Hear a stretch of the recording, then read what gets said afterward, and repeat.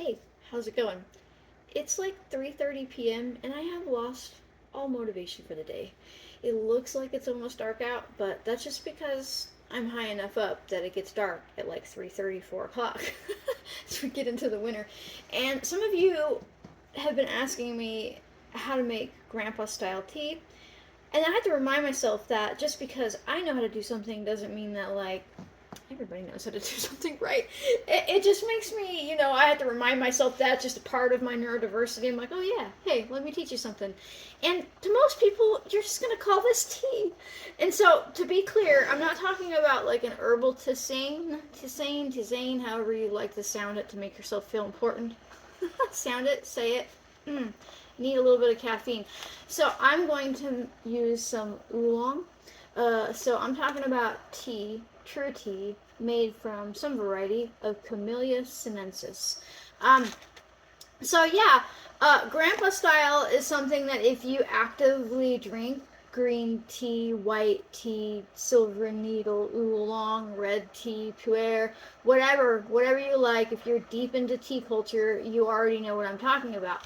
But for most of us who aren't super into it, or you might not have fallen down that rabbit hole yet, grandpa style is basically just the easiest way to drink tea on a consistent basis without having to have a whole fancy setup or care about how long something has been brewing for.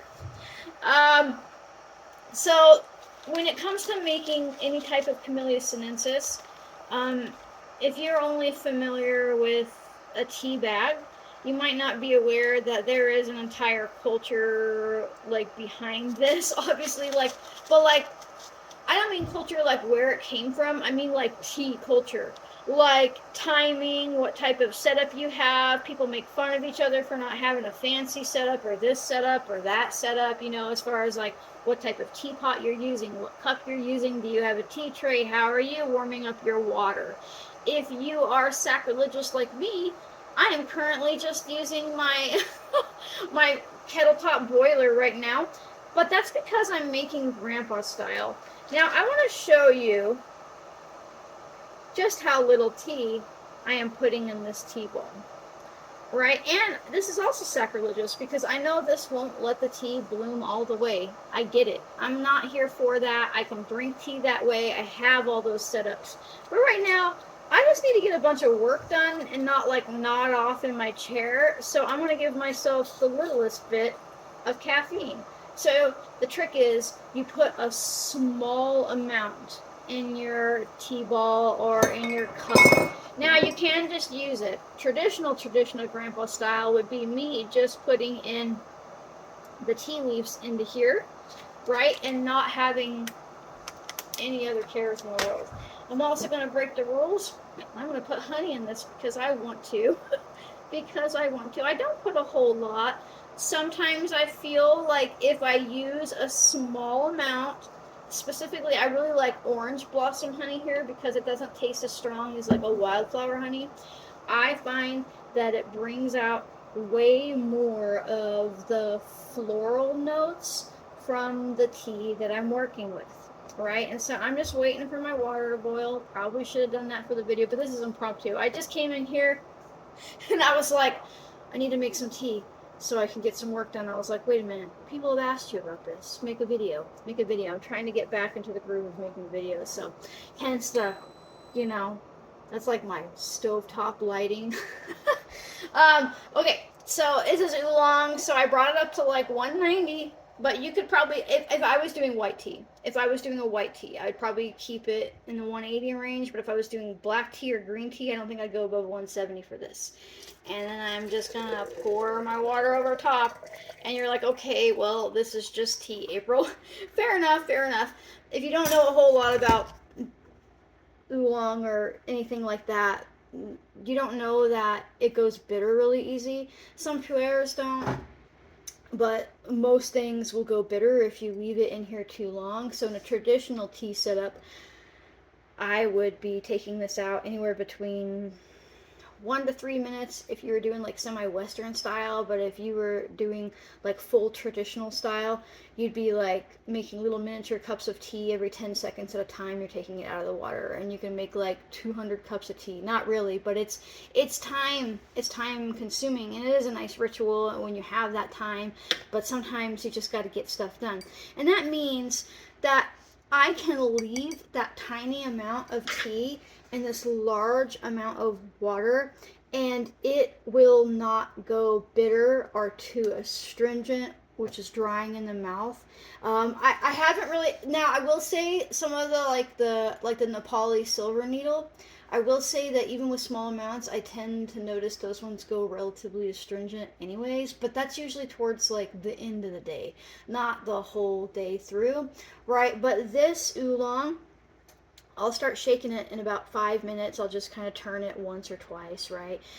This oolong will not be bitter. It'll be nice, and it's not like a super strong flavor, but grandpa style is essentially you put a small amount of tea and a large amount of water, and you can drink it all day long because it won't over brew. It won't pull out too many phenols or tannins or anything like that. Now, if you're a person who's sensitive to caffeine, I'm actually pretty sensitive to caffeine. If I drink coffee right now, you'd have to take me to the fucking hospital because I'd have a panic attack, right? But I can do high quality. Has to be high quality, green, white, black, oolong. Not so much black. I have to kind of limit that because it's been processed enough that a lot of the L-theanine has been knocked out of it. And that brings me to my point. If you are sensitive to caffeine in general, you'll probably do decent and okay with grandpa style and a high quality tea. And you cannot get high quality tea from the store, just unless you have like a specific tea store near you that sells like Camellia sinensis. You probably can't find a high quality, just order it online. Right, but the thing is, L-theanine acts like a buffer. It buffers how fast your liver uptakes caffeine. So I can drink this one thing throughout the rest of the day and have plenty of energy, but also not feel overly stimulated and be able to sleep at night. Right, L-theanine is a really fantastic compound that's pretty specific to Camellia sinensis across the board. But I really like it because it's really fantastic for helping your body convert the buildup of glutamate in your brain into GABA acid, which is like your calming amino acid in your brain, amongst a few of them. It really helps knock down inflammation and like chill out your nervous system. And generally, like, it's just a nice, calm, steady energy. Right. Now, don't get me wrong, there's some high quality teas out there that have really high tea energy. You know, like where you're like, I don't know what's happening right now. I feel kind of like you're almost like coffee high, but like in a floaty way. Well, that's because it had a lot of caffeine, but also really high L-theanine, right? There's entire Reddit threads about people chasing that specific type of high that you can get from Camellia sinensis. But as far as grandpa tea goes, it's pretty easy to do. You can kind of see I got some color change happening there already, and it's just kind of hanging out, right? And I like that I don't have to think about it. I like that this will be here for me. It's not going to overstimulate me because this is me without caffeine and I'm going slow today. It's not going to overstimulate me. It's going to help me like calmly relax and focus into my work. If you are a person who lives with ADHD, I know a lot of people like to self-medicate with caffeine, but try L-theanine instead. And also look into the connection of sky-high glutamate causing that type of stuff, which is why green tea in all of her forms pretty much tends to help. But that was pretty easy. That was grandpa style tea, midday. Well, it's coming up on 4 o'clock now. I've been jabbering for, I don't know, like 10 minutes or something like that. But you're smart enough to do that, right? It is so easy to do this. And so I know some people be like, where do you get your teas from? There are a lot of places. A good place to start for any new beginner is Yunnan Sourcing. They have a US website as well as a China-based website. They're both the same company. You'll just get different prices. And if you order from the one from China, they they tend to have more variety because, it's just there. They're not having to import it to the U.S. But if you're worried about tariffs or anything, going to yunansourcing.com. I think .com is the Chinese one and .us is the U.S. one. But you'll see they have like a direct. You can like find the directions on their website. They're like, would you like to visit our U.S. website? They have all different size of sample packs that you can get.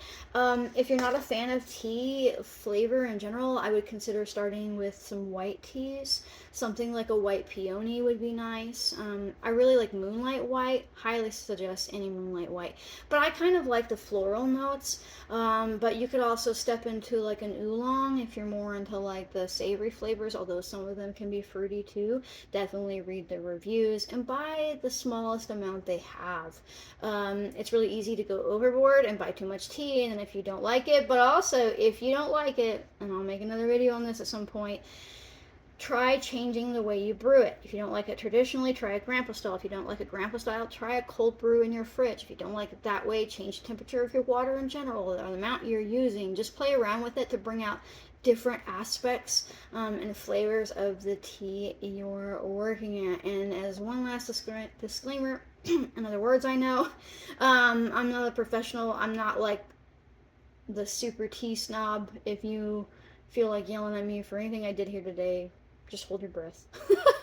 Because it won't change anything. I'm just a human who enjoys good tea, and that's all you can really do. So also, don't feel like you have to fall into it that deep, because it can be overwhelming if you get into, the threads and discussion forums and everything else. It can just be too much. Just takes away the joy, in my opinion. So if you like when I'm a random human, you like me showing you how I make tea, consider becoming a member. You can join for as little as 99 cents a month. You can give me more money if you want to, but you don't have to. It just supports my capacity to teach freely, tea in my cup, roof over my head kind of deal.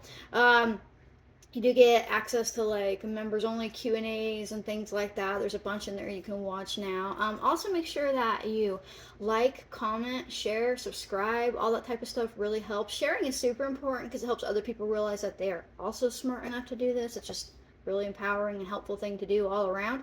But yeah, thanks for being here with me, and that's how I make grandpa style tea. So I'll see you next time, folks. Bye.